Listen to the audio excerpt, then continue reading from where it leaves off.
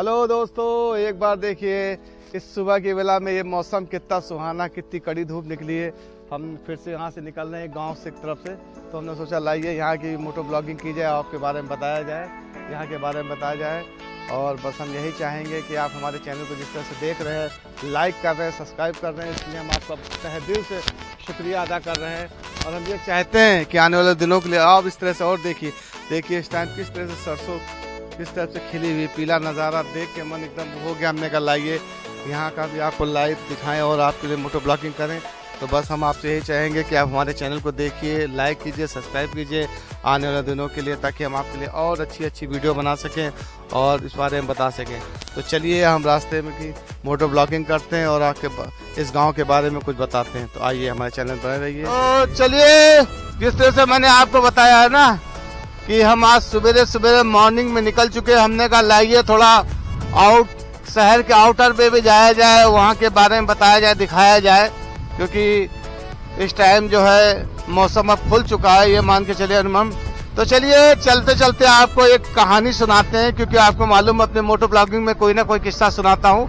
आज की कहानी ज्यादा नहीं, मात्र 3 मिनट की है, लेकिन बहुत ही मतलब मजेदार और बहुत ही सोचने पे मजबूर कर देती कहानी। कहते नहीं आदमी क्या लेके आया है क्या लेके जाएगा, मुट्ठी बांध के आया हाथ खोल के जाएगा, लेकिन इस बात को आदमी नहीं मानता है। तो हम इसी को माध्यम बना के आपको एक कहानी सुनाते हैं। आपने बल्कि किस्सा सुना होगा, ये किस्सा है सिकंदर पोरस का। सिकंदर जो ना किसी के आगे झुका था और उसने पूरी दुनिया को जीतने का फैसला किया था।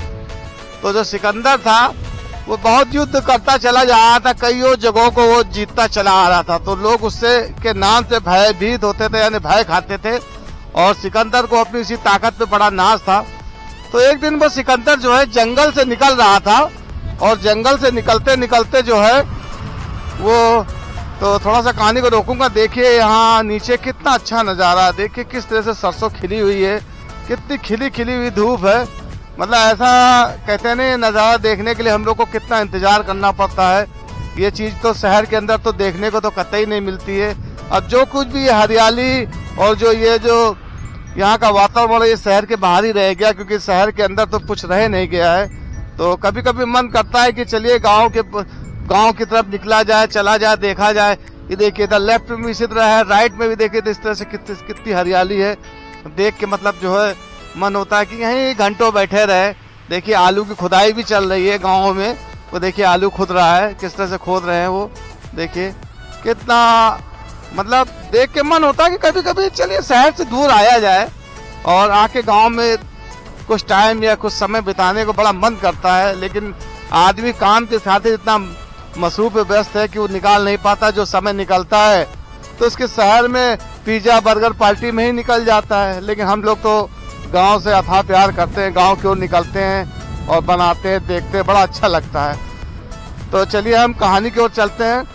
तो एक जब सिकंदर जंगल से निकल रहा था तो वहाँ पे कई साधु लोगों ने देखा, और उन्होंने देखा रे ये तो सिकंदर है जिसने मतलब इस टाइम लड़ाई करता है और जिस राज्य में कब्जा करता है उसको जीत देता। देख के तो साधु लोग भय नहीं खाए, बल्कि मजे से उसको देख के और नाचने लग गए। सिकंदर ने देखा ये क्या, लोग तो मुझसे डरते हैं, ये साधु लोग तो बहुत नाच रहे हैं मेरे सामने और इस तरह से खुशियां मना रहे हैं। तो नाचते नाचते एक साधु सिकंदर के पास पहुंचा और बोला सिकंदर महाराज। उन्होंने कहा, सिकंदर ने बोला हाँ बोलो क्या है। कहने लगा आपने पूरी दुनिया जीत ली है और आप पूरी दुनिया को जीत के लेके जाओगे, तो मेरा आप एक काम कर दो।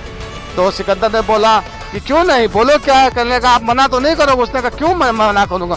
तो उसने कहा जब आप मर के अपने राज्य में जाना, जो आपने इतना खजाना लूटा है जो लेके जाओगे, तो मेरी एक सुई लेके चले जाना, मुझे वहाँ सुई की जरूरत पड़ेगी। तो सिकंदर बोला कि मैं वहाँ कैसे ही तुम्हारी सुई लेके जाऊंगा, मैं वहाँ तो कुछ ले जा नहीं पाऊंगा। तो साधु ने कहा नहीं, आपने तो पूरी दुनिया जीतने का वादा किया, जीतोगे और उसको लेके जाओगे, तो इसीलिए मैंने कहा उसके संग में एक मेरी सुई ले जाना, तो आपका मैं काफी आभारी रहूंगा। सिकंदर को उसी पल वो बात समझ में आ गई और उसके जहन में आ गई। सिकंदर ने बोला ओह मैंने ये क्या किया, यानी मैं खाली हाथ आया था और खाली हाथ ही जाऊंगा। सिकंदर को ये बात उस दिन से समझ में आई और इस बात को मंथन करने लगा, सोचने लगा, और अपने मंत्रीगणों को उसने एक दिन बैठक बुलाई और अपने मंत्रियों को बुला के बोला कि देखो मैंने जो भी राज जीता, जो भी किया, वो तो जाने की बात है, लेकिन मैं एक दुनिया को एक नसीहत दे के जाना चाहता हूँ और उसके लिए तुम लोग मेरा ये काम करना। तो उन लोगों ने बोला, बोलिए महाराज क्या हुक्म है आपका। उसने बोला, जब मैं मरूंगा तो मेरे ताबूत जो बनाओगे उस ताबूत के बाहर मेरे दोनों हाथों को निकाल देना और मेरे हाथों को निकाल के मेरा जनाजा लेके जाना। उन्होंने ऐसा क्यों?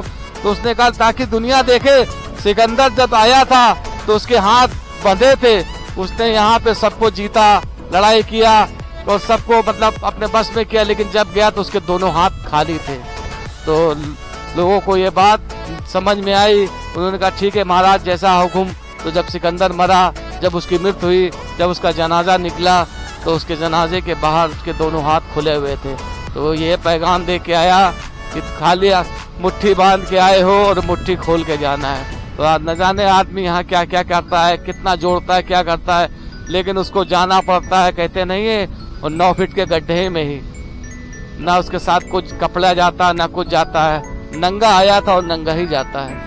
तो बस इस कहानी से सबक मिलता है कि हमको भी उतना ही इस दुनिया में जब भी हम जाएं तो हमारा वो धन वो दौलत नहीं, बल्कि हमारा नाम जाए, लोग हमारे नाम को याद रखें। दोस्तों इसी कहानी से, इस कहानी के साथ मैं अपने ब्लॉग को इसी जगह समाप्त करता हूं और आपसे यही कहता हूं कि ठीक है, आने वाले दिनों में लोगों पे इतनी महामारी, इतनी बीमारियां चल रही, न जाने कब किसको क्या हो, आजकल तो किसी कुछ पता नहीं चलता है। तो दोस्तों जब भी रहो ऐसा कुछ कर जाओ, ऐसा कुछ इतिहास रचो कि लोग देख के तुम पे नाज करें। तो एक बार फिर से आपसे यही कहूँगा कि हमारे चैनल को लाइक कीजिए, सब्सक्राइब कीजिए आने वाले दिनों के लिए, ताकि हम और आपके लिए वीडियो बना सके और कहानी को आपके साथ शेयर कर सके। तो आपसे यही चाहेंगे, बस अपने हम ब्लॉग को यहीं पे एंड करते हैं। बाय।